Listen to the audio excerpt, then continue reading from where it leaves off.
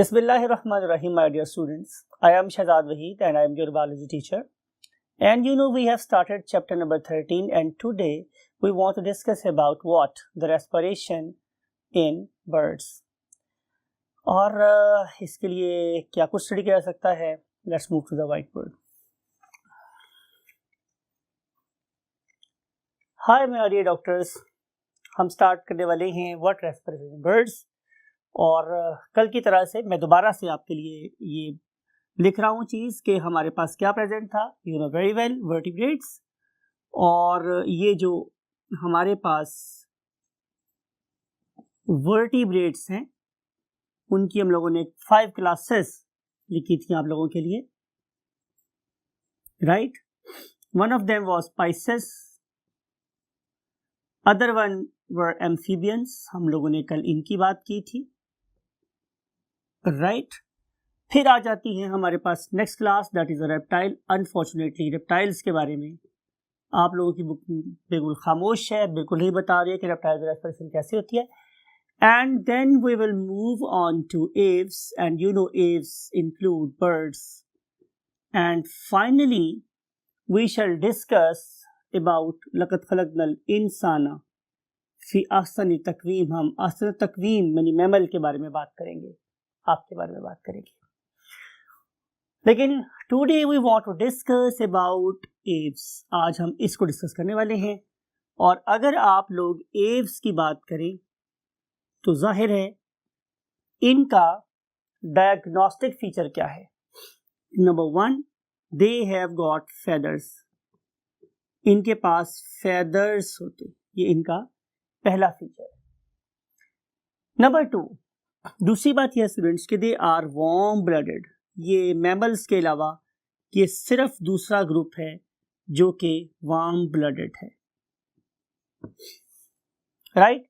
ये वाली बात मैंने इसलिए की कि मैं आपको डायग्नोस्टिक फीचर बताऊं, और ये वाली बात मैं इसलिए कर रहा हूं ताकि आपको इन ऑर्गेनिज्म की ये वाली एबिलिटी पता चले कि how these organism can produce lot more energy that is more than sufficient than their own demand and they are able to sustain it, right। तो हम इन इसी ग्रुप ऑफ ऑर्गेनिज्म की बात करेंगे in the terms of what, respiration. Important बात आपने याद रखनी है स्टूडेंट्स कि दीज ऑर्गेनिजम्स लैक डायाफ्राम। इनके पास डायाफ्राम नहीं होता। और आपको पता है ना कि डायाफ्राम क्या था, एक मस्कुलर शीट थी that was basically dividing your trunk into 2 regions. One of them was, आपकी बात कर रहा हूँ, क्या था, thoracic region जिसमें हमारे lungs प्रेजेंट होते हैं, and other one was abdomen जिसमें ज़ाहिर हमारे stomach and other viscera present होता है। तो इसमें डायाफ्राम नहीं होता। इसका मतलब ये है कि इनका रेस्पिरेटरी सिस्टम इतना एफिशिएंट नहीं है जितना एफिशिएंट हमारा है in the terms of capability of inhalation and exhalation, but still we consider them as the most fit organism in the terms of their respiration, right। So देखते हैं कि उनके अंदर और कौन कौन से फीचर्स है जो उन्हें बहुत ज़्यादा सुपर्ब रेस्पिरेटरी ऑर्गन्स बना रहे हैं, ऑर्गेनिज्म बना रहे हैं, रेस्पिरेटरी ऑर्गेनिज्म बना रहे हैं। सबसे पहली बात माय डियर स्टूडेंट्स ये है कि इन ऑर्गेनिज्म के पास क्या प्रेजेंट है, रिजिड लंग्स। हमारे लंग्स जो हैं वो स्पॉन्जी हैं लेकिन इनके लंग्स रिजिड होते हैं, right. They can not undergo some sort of compression and relaxation. Number दूसरी बात मेरे पास स्टूडेंट्स ये है कि these organism they normally rely on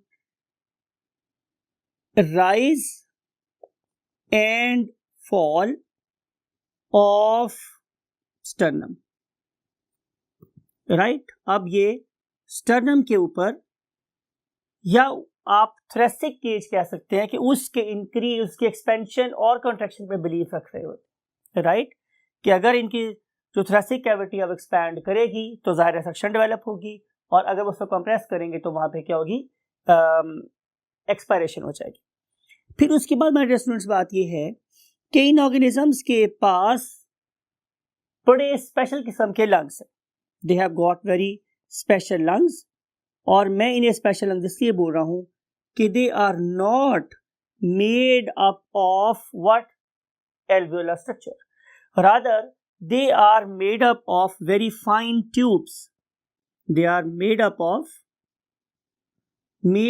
of very fine tubes, right? और in particular tubes को हम एक specific नाम देते हैं और वो नाम मेरे पास स्टूडेंट्स क्या है? Parabronchi, right? तो ये किसके बने होते हैं स्टूडेंट्स? पैराब्रोंकाई के बने होते हैं, पैराब्रोंकाई। ये पैराब्रोंकाई वो साइट्स हैं कि those are analogous to our alveoli, means they are the site for exchange of gases. They are the site for exchange of what? Gases. So parabronchi are analogous or similar to your alveoli. फिर इसके बाद आपने याद रखनी है my dear students कि ये वाले स्पेशल लंग्स तक ही एयर कन्फाइन नहीं रहती, बल्कि ऑथर ने क्या किया हुआ है, इनको एक और एबिलिटी भी दी है। वो क्या कि इनके लंग्स के साथ 9 एयर सैक्स लगा दी, 9 एयर सैक्स लगा दी, राइट? इनमें से जो 4 हैं वो पेयर्ड है। जो 4 हैं स्टूडेंट्स वो कैसी हैं? पेयर्ड। तो कितने हो गए? 4 2s are 8।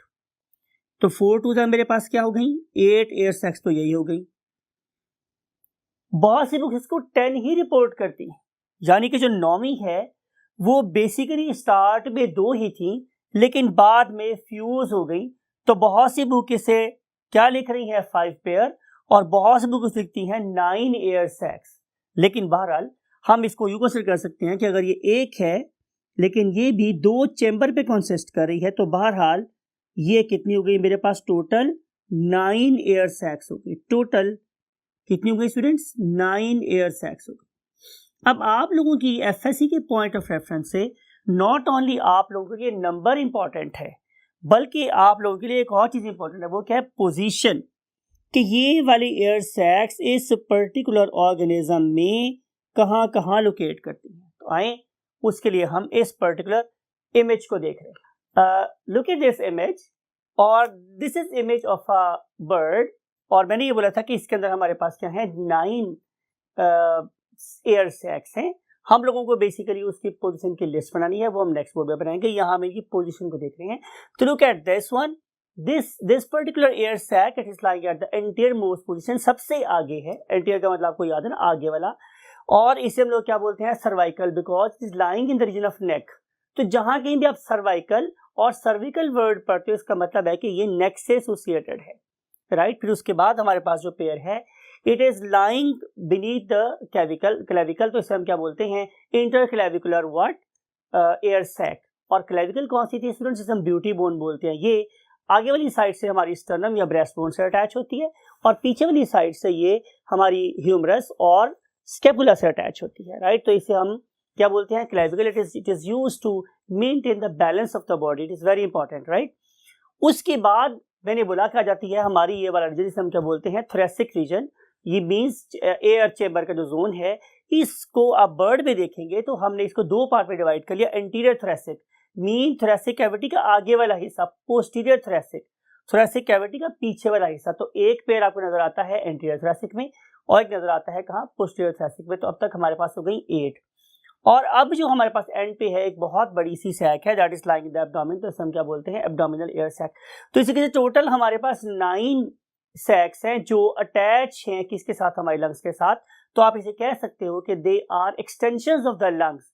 नेचर ने इन पर्टिकुलर बर्ड्स को बहुत ब्यूटीफुली डिजाइन किया और अडेप्ट करवाया to respire very successfully even at the very very high altitudes. You know कि जो हम लोग बुलंदी के ऊपर जाते हैं तो ऑक्सीजन का पार्शियल प्रेशर कम हो जाता है, हमें सांस लेने में प्रॉब्लम आती है, लेकिन बर्ड्स उस एनवायरनमेंट में बहुत आसानी से सांस लेते हैं because of this very unique feature कि उनके लंग्स के साथ ये वाली स्पेसिफिक एयर सैक्स अटैच है। आप इसे यूं परसीव कर सकते हैं कि ये जो बर्ड्स होते हैं ये जब ग्राउंड लेवल पे होंगे तो अपने इन एयर सैक्स को ऑक्सीजन रिच एयर से क्या करेंगे? फिल कर लेंगे, और फिर उसको जब बार बार यूज करेंगे जाके ऊपर वाली एयर में, तो डेफिनेटली उनको फैसिलिटी मिलेगी, राइट। तो हम बात ये कर रहे थे हमारे स्टूडेंट्स कि इस वाले केस में ये जो 9 एयर सैक्स हैं आए, उसकी हम लिस्ट बनाते हैं। Number one is cervical air sacs, and then we have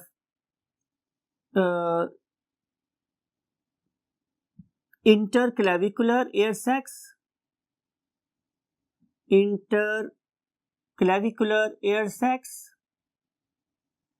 and then we have anterior thoracic,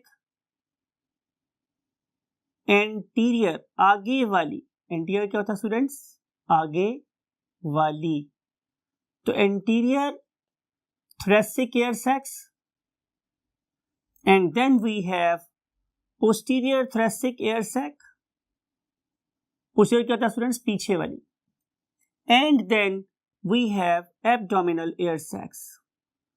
तो ये वो जगह हैं कि जहां पे हमारी एयर सैक्स प्रेजेंट होती है, राइट। उसके बाद हम देखेंगे कि इस पर्टिकुलर बर्ड में बेसिकली इनहेलेशन रेगुलेशन कैसे होता है। एक पॉइंट जो आपने बहुत ध्यान से माइंड में रखना है वो ये कि आमतौर पे ऐसा होता है आप लोगों के केस में कि जब आप लोगों की थोरेसिक कैविटी क्या करती है, एक्सपैंड करती है, तो एयर रश इन, लेकिन इस वाले केस में ऐसा नहीं होगा। इस वाले केस में जब इनका थोरेसिक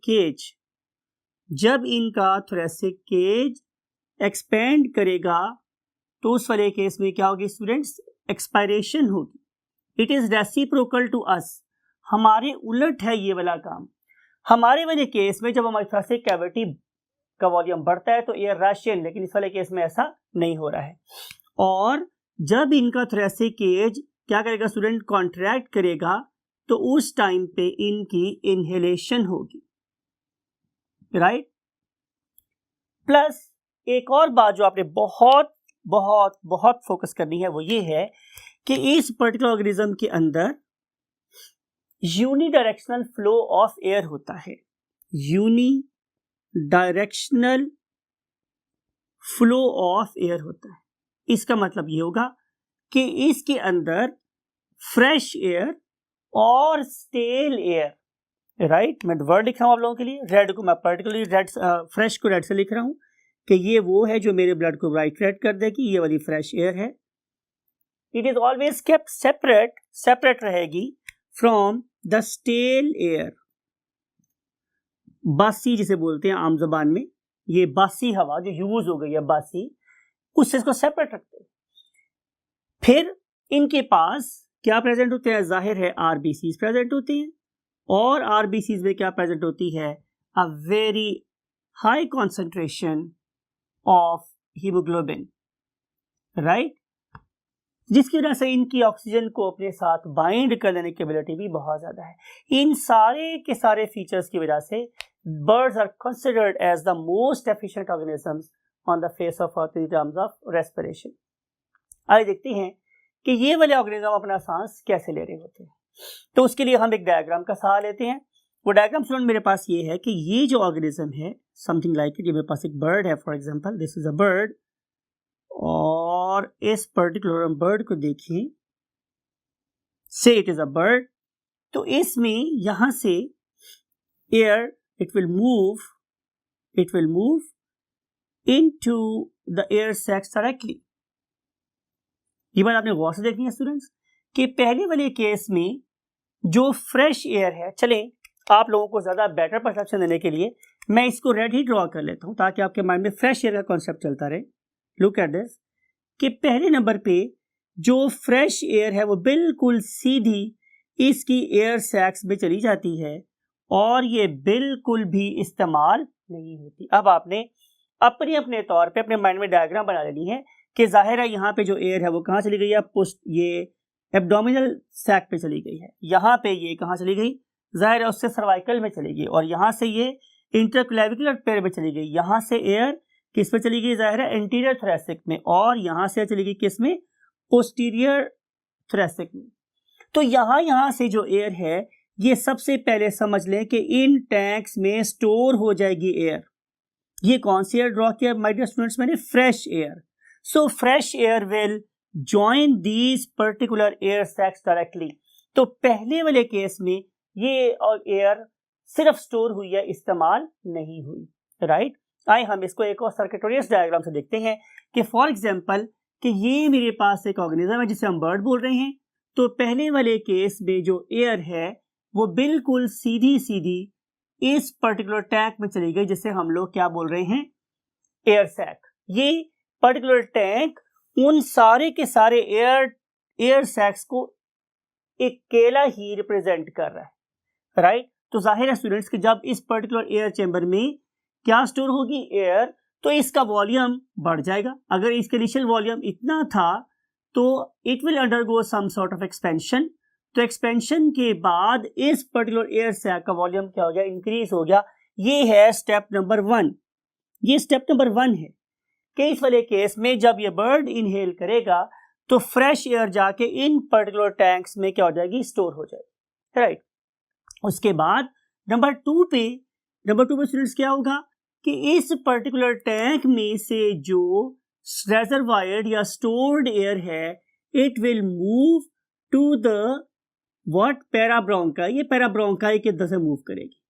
लुक एट दिस कि जब ये वाला air sac it will undergo compression, जब ये कंप्रेस होगा और ये इस वॉल्यूम पे चला जाएगा, फॉर एग्जांपल यहां से खत्म हो गया, इस टाइम इसने क्या किया, गैस पे फोर्स लगाई। अब ये वाली gas it will force to the next way, और ये वाली गैस अब इन पर्टिकुलर किन में चली जाएगी, पैराब्रोंकाई में चली जाएगी। अब जो पैराब्रोंकाई हैं, यू नो कि हम किसी भी जगह पे अगर लाइंस को बढ़ा दे तो उसका मतलब यह है कि मैंने सरफेस एरिया बढ़ा दिया है। ये बात बहुत बार डिस्कस हुई आप लोगों के साथ। तो बहुत ज्यादा पैराब्रोंकाई बनाने की सिर्फ एक ही लॉजिक है कि सरफेस एरिया इंक्रीज कर लिया जाए। अब ये वाली जो पैराब्रोंकाई हैं they are lined with of course lot more blood capillaries. You know very well कि एक्सचेंज पॉसिबल ही नहीं है अगर इनके अंदर ब्लड कैपिलरीज नहीं होंगी, राइट। तो this particular parabronchi they are very much rich in air, right. अब एक बात आपने और देखनी है कि पॉइंट टू बी नोटेड कि ये जो एयर है ये posterior half of the body से मूव कर रही है towards the interior side of the organism, लेकिन जो ब्लड का फ्लो है वो इसके ऑपोजिट डायरेक्शन में मूव कर रहा होता है। लुक एट दिस, ये ब्लड की डायरेक्शन, ये ब्लड की डायरेक्शन है और ये एयर की direction. Air is moving from posterior to interior side and blood is moving from interior to posterior side. इसे मैंने आपको लास्ट टाइम समझाया था लेक्चर में। वो फिनोमिना क्या था, काउंटर करंट फ्लो, राइट। और इस काउंटर करंट फ्लो को यूज करने की सिर्फ और सिर्फ एक ही हिकमत या दानाई है कि इस पर्टिकुलर फ्लो के दौरान में कहीं भी रेस्पिरेटरी ग्रेडियंट लूज ना हो और सारी की सारी सरफेस बहुत इफेक्टिवली इस्तेमाल हो for the exchange of gases. अब ये जो मेरे पास टेल एयर है students, it will then after exchange definitely हम यू लिख लेते हैं स्टूडेंट्स कि अब ये जो एयर पहले फ्रेश थी, यहां से निकलने के बाद ये कैसी हो गई है, ये कैसी हो गई है स्टूडेंट्स, स्टेल, खराब हो गई है। और अब ये वही जो स्टेल एयर है it will be stored for example in to another chamber, that is definitely the lungs. और फिर जब ये ओपन होगा तो this particular air will move out of the body, right. तो इस तरीके से ये वाले ऑर्गेनिज्म के अंदर क्या हो रही है स्टूडेंट्स, एक्सचेंज ऑफ गैसेस हो रहा है। इसको दोबारा समझते हैं कि नंबर 1 पे जब बर्ड किसी गैस को इनहेल करता है तो वो कहां कर लेता है स्टूडेंट्स, को स्टोर कर लेता है इनटू द एयर सैक्स। फिर इस पर्टिकुलर एयर सैक की जो एयर की डायरेक्शन से रोटेट किया जाता है और मूव करवा दिया जाता है टुवर्ड्स द रेस्पिरेटरी सरफेस, और उसका नाम कहता है मेरे पास पैराब्रोंकाई। और जो पैराब्रोंकाई हैं they are very much rich in what, blood vessels. और इन पर्टिकुलर पैराब्रोंकाई में क्या होगा, exchange of air, exchange of gases. और जब गैसेस हमारे पास खराब हो जाएंगे it will send to the interior you can say chambers, और वहां से हम इस पर्टिकुलर स्टेल एयर को एक्सपायर कर देंगे आउट ऑफ द बॉडी।